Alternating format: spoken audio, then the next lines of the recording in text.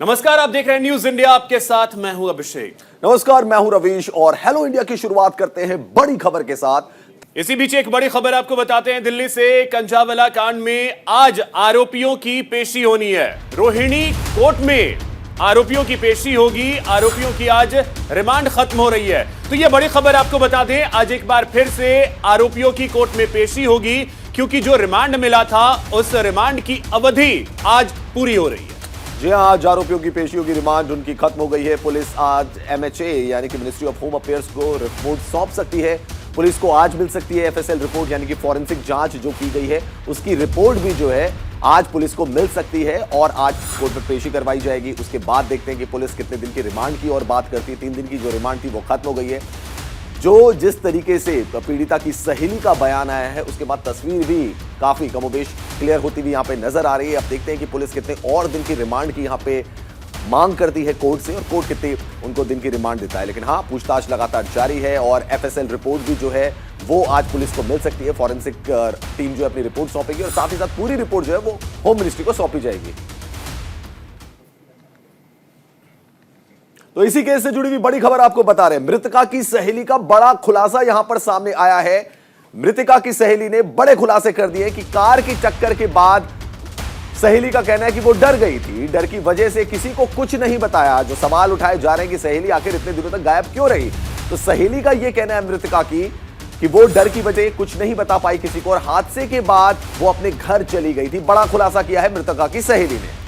बिल्कुल, तो आपको बता दें कि हादसे के बाद अंजलि कार की ओर गिर गई। अंजलि चिल्लाती रही, वो घसीटते रहे। जानकारी के बाद भी वो गाड़ी भगाते रहे। तो अब देखिए ये खुलासा जो है अंजलि की दोस्त निधि, जो उस दौरान पार्टी में साथ थी और स्कूटी पे जो 2 लड़कियां थी उनमें से एक अंजलि और एक निधि।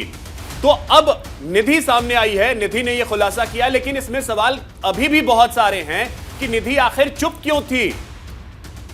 गाड़ी में कोई म्यूजिक नहीं बज रहा था, क्योंकि कहा पहले यह जा रहा था कि गाड़ी में लाउड म्यूजिक, और उसके बाद जो 5 आरोपी हैं उन्होंने ड्रिंक कर रखा था।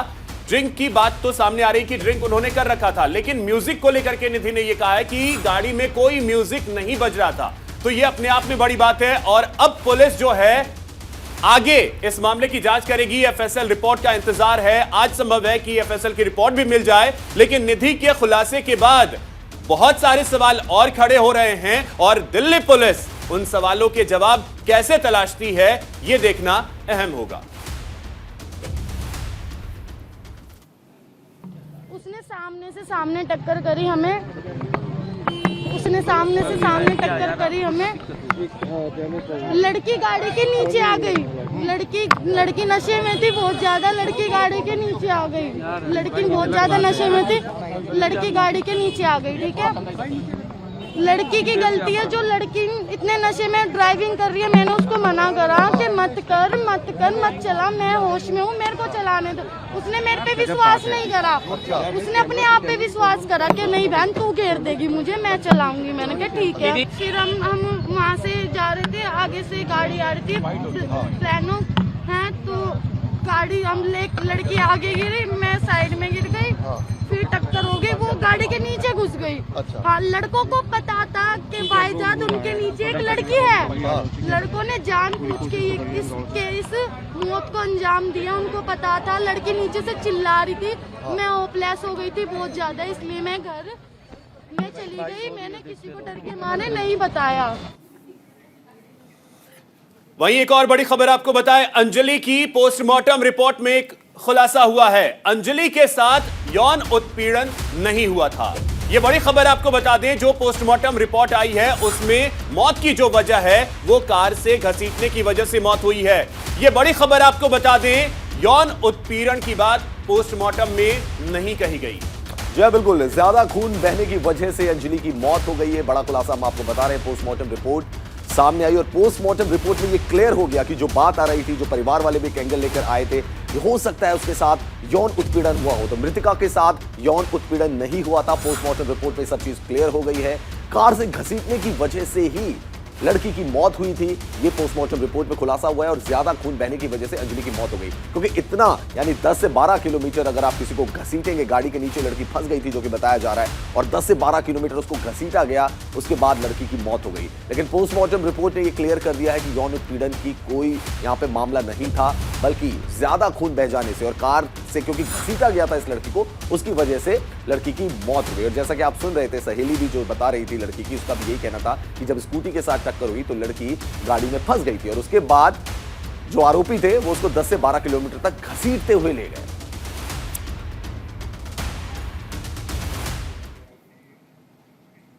तो बड़ी खबर आपको एक और बता रहे हैं, भारत जोड़ो यात्रा से यह खबर जुड़ी हुई है। यूपी में भारत जोड़ो यात्रा का आज दूसरा दिन है। जी हां, दूसरा दिन है भारत जोड़ो यात्रा का। कल से भारत जोड़ो यात्रा एक ब्रेक के बाद दोबारा से शुरू हुई। यूपी में दूसरे दिन गाजियाबाद से बागपत तक पैदल मार्च होगा और गाजियाबाद के बाद बागपत और शामली जाएगी ये यात्रा। जैसा कि आपको पता है कि 3 जनवरी से दोबारा से यात्रा शुरू हुई, एक ब्रेक के बाद नए साल में यात्रा शुरू हो गई, यूपी में एंटर हो गई है। कल राहुल गांधी, प्रियंका गांधी, उन्होंने भी संबोधन दिया और आज की अपडेट हम आपको बता रहे हैं कि आज भारत जोड़ो यात्रा का दूसरा दिन है। बिल्कुल, तो देखिए उत्तर प्रदेश की अगर बात कर ली जाए तो उत्तर प्रदेश में 3 जिलों की कुल 11 विधानसभा क्षेत्रों को यह यात्रा कवर करेगी। तो आपको बता दें कि गाजियाबाद के बाद बागपत और शामली से होते हुए यह यात्रा आगे बढ़ेगी। और आपको बता दें कि एक ब्रेक, करीब 7 दिनों का एक ब्रेक था इस यात्रा में, उसके बाद कल इसकी शुरुआत हुई है। लूनी बॉर्डर से ये उत्तर प्रदेश में यात्रा प्रवेश कर चुकी है। और आपको बता दें कि 3 जिले हैं, 3 जिलों में कुल 11 विधानसभा क्षेत्रों को कवर करते हुए राहुल गांधी और कांग्रेसी कार्यकर्ता जो हैं इस यात्रा में आगे बढ़ने वाले हैं। तो गाजियाबाद के बाद बागपत और शामली जाएगी यात्रा। वहीं गाजियाबाद में प्रियंका गांधी ने क्या कुछ कहा, आइए वो आपको सुनवाते हैं। इस यात्रा की जो भावना है वह प्रेम, एकता की, सद्भावना की जो भावना है, उसी भावना ने इस देश का नींव डाला। मुझे आप सब पर गर्व है कि 3000 किलोमीटर चलकर कन्याकुमारी से पैदल आप आज यहाँ तक पहुंचे हैं। और मेरे बड़े भाई, देखो, सबसे ज्यादा गर्व तुम पर है।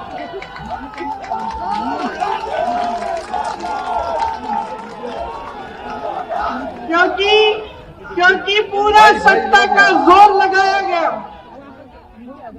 सरकार ने 1000 करोड़ रुपए खर्चे इनकी छवि को खराब करने के लिए, लेकिन ये सच्चाई से पीछे हटे नहीं। इन पे एजेंसियां लगाई गई, ये डरे नहीं,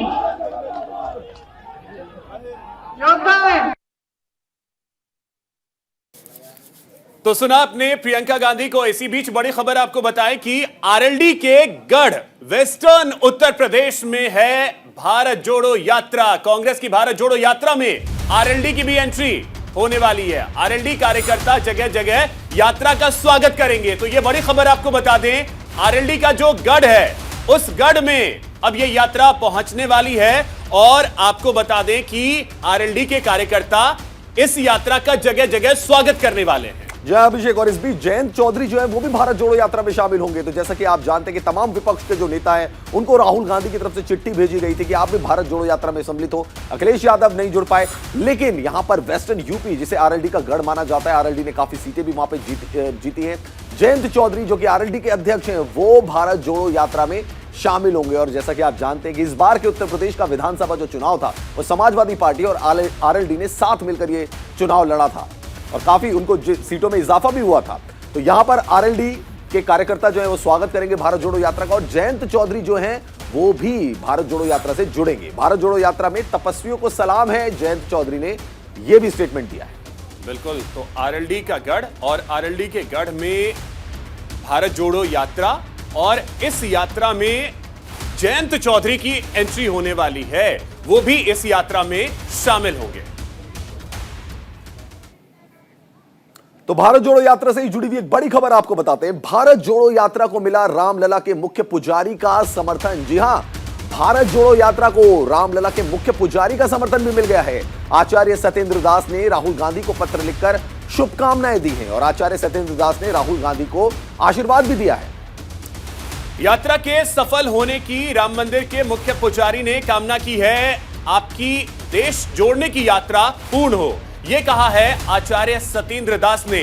राहुल सर्वजन हिताय सर्वजन सुखाय के लिए काम कर रहे हैं, ये कहा गया है। एक चिट्ठी लिख करके उन्हें भी निमंत्रण दिया गया था, लेकिन स्वास्थ्य कारणों की वजह से वो इस यात्रा में शामिल नहीं हो पा रहे हैं, लेकिन उन्होंने अपनी शुभकामनाएं राहुल गांधी को दी हैं। जी हां, शुभकामनाएं दी हैं। आचार्य सत्येंद्र दास ने राहुल गांधी को आशीर्वाद भी दिया है, चिट्ठी भी लिखी है। राहुल गांधी ने तमाम चिट्ठियां लिखी थी, तो वो शामिल तो नहीं हो रहे हैं, लेकिन शुभकामनाएं दी हैं और साथ ही साथ आशीर्वाद भी दिया। उनका कहना है कि सर्वजन हिताय सर्वजन सुखाय की भारत जोड़ो यात्रा है।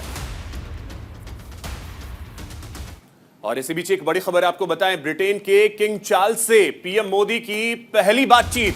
पीएम मोदी ने ब्रिटेन के किंग चार्ल्स तृतीय से फोन पर बात की है। दोनों देशों के संबंधों पर मंथन हुआ है। तो यह बड़ी खबर आपको बता दें, किंग चार्ल्स से बात की है प्रधानमंत्री नरेंद्र मोदी ने। जी हां, पर्यावरण संरक्षण, ऊर्जा परिवर्तन पर बातचीत हुई है।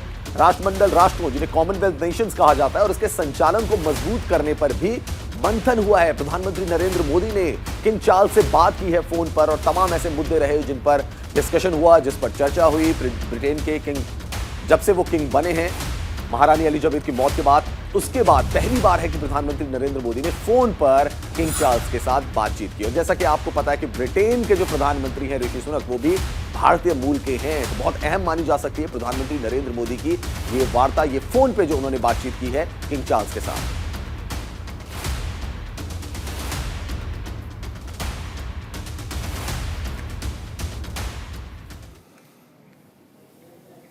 चलिए अब बात बिहार की करते हैं। नीतीश कैबिनेट की अहम बैठक के बारे में हम आपको जानकारी दे रहे हैं। कैबिनेट की बैठक में 16 एजेंडों पर मोहर लग गई। मुख्यमंत्री प्री मैट्रिक स्कॉलरशिप को कैबिनेट की मंजूरी दे दी गई है। बिहार से बड़ी खबर आपको बता रहे हैं। तो आपको बता दें कि आज बेहद अहम ये बैठक होने वाली है। बिहार सरकार अब अकेले देगी पिछड़ों को छात्रवृत्ति। ये तमाम मुद्दे ऐसे हैं, ये एजेंडे जिस पर आज मुहर लग सकती है। पिछड़ा अति पिछड़ा वर्ग के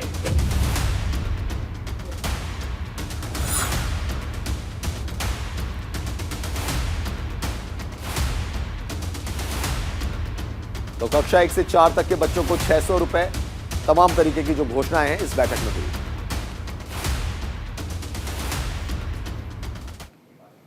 और इसी बीच एक बड़ी खबर आपको बता दें, प्रहलाद पटेल के काफिले की एक गाड़ी की बस से टक्कर हुई है। दमोह में हुए सड़क हादसे में 3 पुलिसकर्मी घायल हो गए हैं। यह बड़ी खबर इस समय की आपको बता दें, प्रहलाद पटेल के काफिले की जो गाड़ी है वो हादसे का शिकार हुई है। इसमें दमोह में यह हादसा हुआ है, 3 पुलिसकर्मी घायल हुए हैं। घायलों को इलाज के लिए अस्पताल में भर्ती करवाया गया। अस्पताल पहुंचे केंद्रीय मंत्री ने घायलों से मुलाकात की है। पुलिस ने शुरू की सड़क हादसे की जांच। पुलिस ने शुरू भी कर दी है इस सड़क हादसे की जांच। 3 पुलिसकर्मी जो है वो घायल हो गए हैं। पुलिसकर्मी जो घायल हुए हैं उनका अस्पताल में इलाज भी चल रहा है। और साथ ही साथ मंत्री वहां पर पहुंचे थे, उनका हालचाल भी जाना, जो कि तस्वीरों में आप देख भी पा रहे हैं।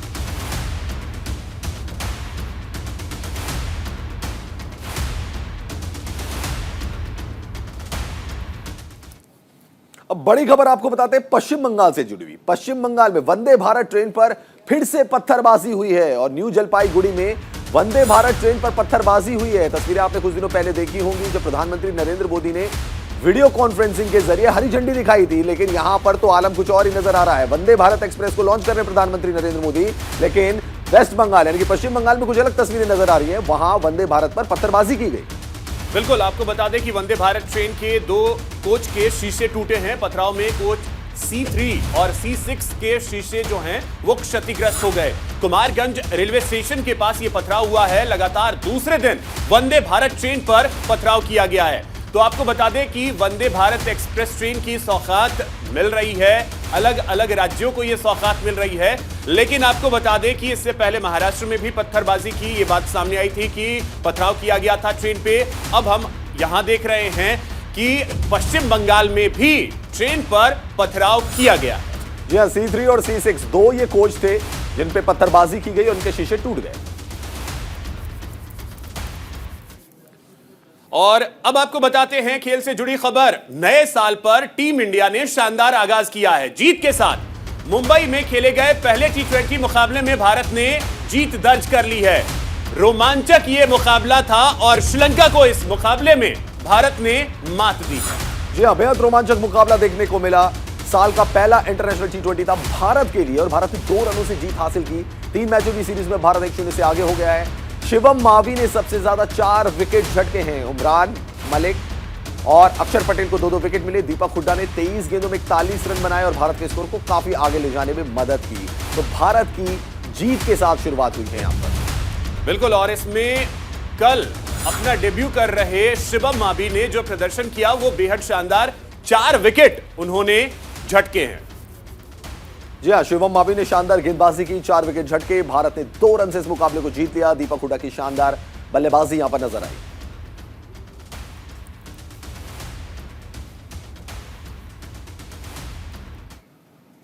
चलिए अब बात करते हैं शीतलहर की, बात करते हैं उत्तर भारत की। तो उत्तर भारत में कड़ाके की ठंड पड़ रही है।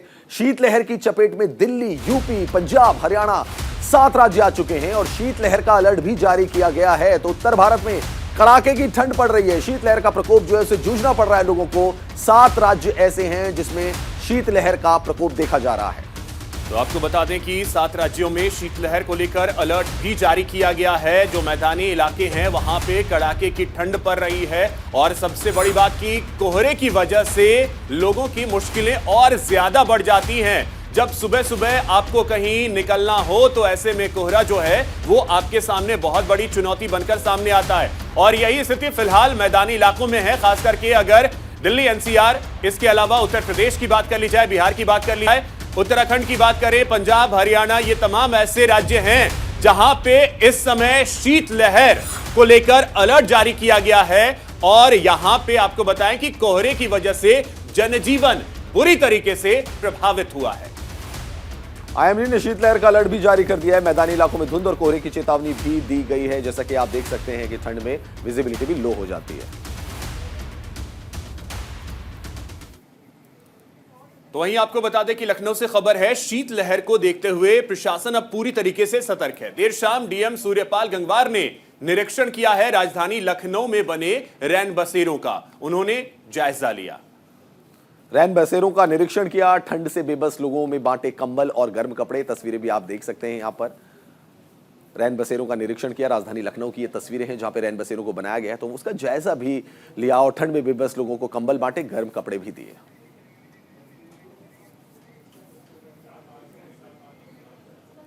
तो देखा आपने कि किस तरीके से ठंड का प्रकोप बढ़ रहा है और ऐसे में लोगों के लिए मुश्किलें काफी ज्यादा बढ़ रही हैं, लेकिन रैन बसेरा इन लोगों के लिए बहुत बड़ा सहारा है। बिल्कुल, बहुत बड़ा सहारा है। फिलहाल हेलो इंडिया में इतना ही और ज्यादा खबरों के लिए देखते रहिए न्यूज़ इंडिया।